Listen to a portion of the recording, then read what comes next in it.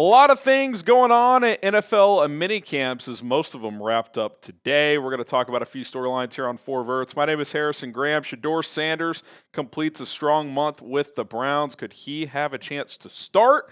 A lot of chaos going on in Cincinnati. We'll break that down. TJ Watt, little contract update as Mike Tomlin talked about it with reporters today. And Anthony Richardson, is his injury even worse than we think? Lots to get to here on today's show. If you're excited, if you're fired up for the upcoming season, hit that like button on today's show. Let's get, 200 plus likes on today's show. I would greatly appreciate it as we continue to pump out content for you guys. Okay, Shedeur Sanders, big month for the rookie out of Colorado. As, we talked about it at the time after the draft.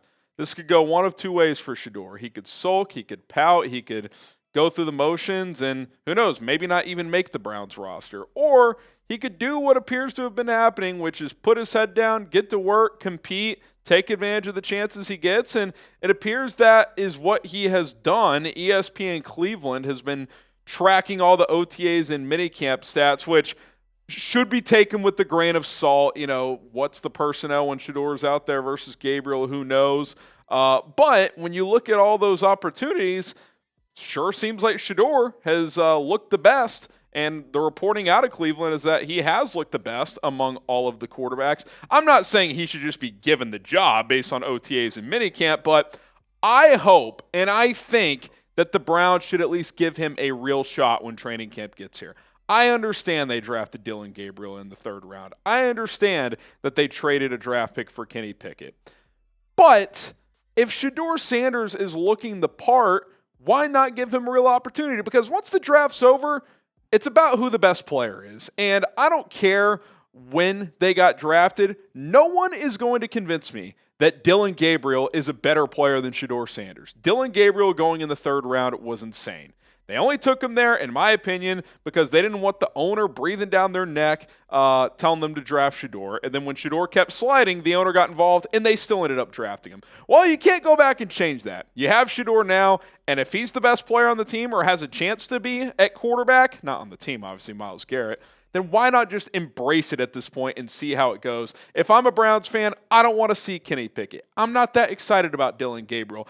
I at least feel like Joe Flacco can hold it down if needed, but he also doesn't need reps. I would split the reps for Shedeur and Gabriel in training camp, working a few for Kenny Pickett just in case. I'd give none to Flacco because he doesn't need them. And if one of the young rookies emerges and really stands out, I'd give him the job. And if not, you've got Flacco who could start. But I think Shedeur Sanders is the one guy on this team that there's at least a scenario where he could be their long-term answer at quarterback. And if he's not, you're going to be in a position to draft one next year anyway. So that is what I would do. Whether or not they do it, I don't know. But I will say this, I don't know how you split up reps among four quarterbacks, really even three. They're going to have to narrow that down between now and training camp.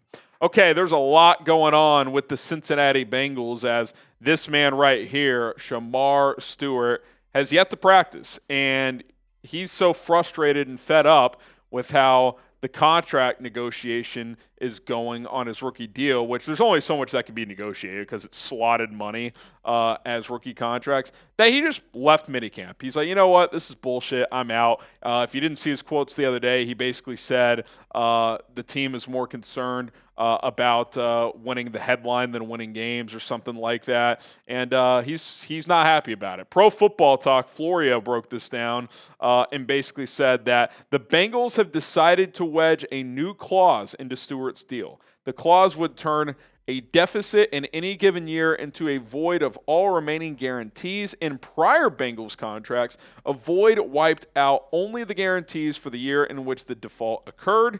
Stewart refuses to be the guinea pig for the new term, and the Bengals refuse to blink. If the impasse over Cincinnati's effort to change its standard language regarding the voiding of guarantees in future years lingers, Stewart has options.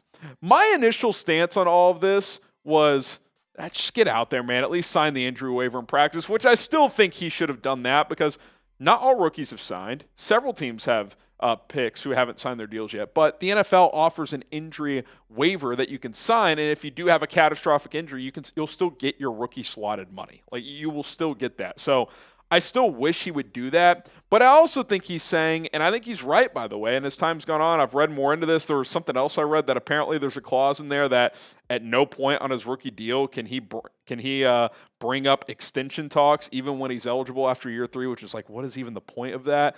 The problem with the Bengals is it's hard to give them the benefit of the doubt because historically they're very cheap. I know they paid Jamar Chase and T. Higgins this offseason, but they can't figure out Trey Hendrickson, which we'll get to in a second. And now they're trying to add this language in this rookie deal to impact signing bonus and injury guarantees and all this stuff. And he's saying no. The guy who got picked in that slot last year for their team, none of that was in there. So why would I accept that this year? Actually, I've kind of flipped on this. I'm with Stewart on this one. Now, I do think he should be practicing, should have signed the injury waiver, but maybe he's considering the nuclear option, which I don't think he would do. And that, of course, is this last one, as we'll get to in a second. But he basically has 3 options. He could just sign the current deal. He could demand a trade. Or he could not sign. If he does not, there's a clause in the CBA. If he never signs this rookie deal, and by the time the draft gets here next year, he could actually enter the 2026 NFL draft. Now, I would imagine that would cost him money because even if he trains, stays in shape, all of that, is he going to go in the first round next year after not playing football for a year? Probably not. Best case scenario, he'd probably be a day 2 pick. Even if the Bengals are the ones in the wrongs in this situation, some teams would probably be rubbed the wrong way by Stewart with this whole deal. So I don't think he'll go nuclear on this. But if you're the Bengals, man, just get the deal done. Like, you already have this Hendrickson deal. That should be the complicated one from your standpoint. Like, not the rookie slotted contract. Just give him the signing bonus and let's go.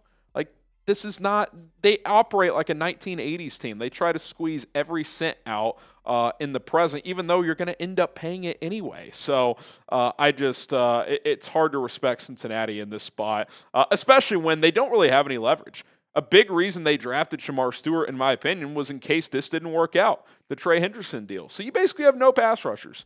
Shemar Stewart, a rookie who's got talent but needs practice reps, isn't getting any. And Trey Hendrickson, who's an all-world player, but you can't pay him because you don't want to pay top dollar or at least proper value. So I don't like when teams heading into a big year, and this is a big year for Cincinnati, have these unnecessary distractions. Like, it's one thing if you're the Chiefs a few years ago and you're kind of in this standoff with Chris Jones. It's like, well, they've got Mahomes, they've got Kelsey, they've got a stable head coach in Andy Reid. Like, they can absorb that drama because, A, it's not going to be permanent, and B, they have enough leadership and moxie on that team to withstand that. I don't think the Bengals do. I think Joe Burrow is having to carry a bad franchise to the finish line, and he got him to a Super Bowl a few years ago, but all in all, it's been tough to overcome. So I think they're in a bad spot overall. I don't know what they're going to do with this Stewart situation. I still am not convinced Hendrickson is on this team this year, but we'll see how it plays out over the next couple of months before training camp. Okay, TJ Watt, we have a bit of a contract update. Schefter was talking about it on McAfee, expressing some optimism there. Also, Rappaport had this tweet kind of aggregating Mike Tomlin's quote, saying, "I'm optimistic we're going to get things done because we got two sides that want to get things done, and when that's going to occur, I do not know." I just think now that Rodgers is signed up, if I'm a Steelers fan, I feel pretty confident here because if you signed 41-year-old Aaron Rodgers to be your quarterback, you don't then mess around with TJ Watt. Now, there might be a tough negotiation. I'm not saying it's going to be easy, but we were here in 2021. TJ Watt wanted a new deal. The Steelers weren't budging, and then eventually they got a deal done right before the start of training camp. I would imagine that happens again. Now, I'm guessing Watt's camp wants the Myles Garrett deal or to even top it. I'm guessing the Steelers do not, but eventually they probably will budge because what choice do they have? They're all in on this year. Even if it's a little delulu and it's not super realistic that they can make a deep run with Aaron Rodgers, they think it's possible if their defense is healthy. And look, when TJ Watt's been out there, he has won games for them just with his presence alone. So if Aaron Rodgers can just be solid, then they might be able to grind out 10 or 11 wins. And who knows, if you get the right draw in the playoffs, maybe you win an opening round game. And then if you get the right draw in the divisional round, you never know. Unlike the NBA and the MLB when it's best of 5, best of 7, it's just one game. Weird things can happen. So I think a deal gets done here. I think TJ Watt, he feels like a lifer in Pittsburgh. It would feel weird if he went elsewhere, especially after this Rodgers thing. If they were kind of going into a rebuild like, hey, we're just going to roll with Will Howard this year and kind of tank unless Howard surprises us, I could buy trading TJ Watt, not extending him. But once you sign Aaron Rodgers, I think you're kind of tipping your hand like, yeah, we can't afford to let TJ Watt go. Okay, lastly, Anthony Richardson. Obviously, he missed the most recent portions of OTAs and minicamp with the shoulder issue, which is a major concern because he had shoulder surgery a couple years ago. He saw a couple of specialists. He has opted against surgery, hoping rest and rehab will have him ready for training camp. Sounds like that is unclear at best. And Schefter took it a step forward here, basically, expressing major doubt there, saying, I have questions about whether or not he'll be ready for the starting training camp. We don't know when he'll be back in there. In the interim, they have Daniel Jones, who, by the way, has more respect around the league than people realize. I'm starting to think, as I've said all offseason, Richardson will start week 1 because if you start Jones, if both are healthy and there's a competition, it's kind of hard to go back, right? You're kind of saying, well, we're in year 3. You got beat out by a guy that New York ran out of town. It's probably not going to happen.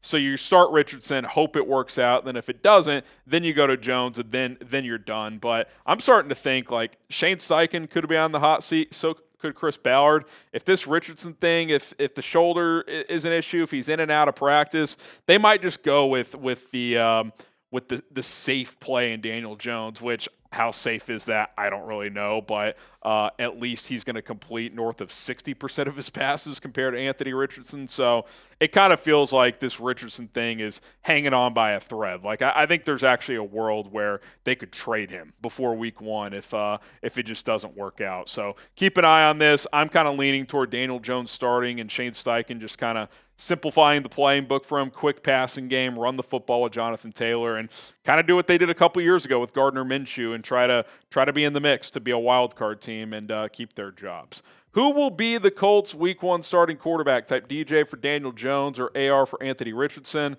I'd like it to be Richardson, but I think it's going to be Jones until further notice. That's going to do it for this edition of 4 Verts. Appreciate everybody for tuning in. I hope you guys have a fantastic weekend coming up. We'll see you guys soon.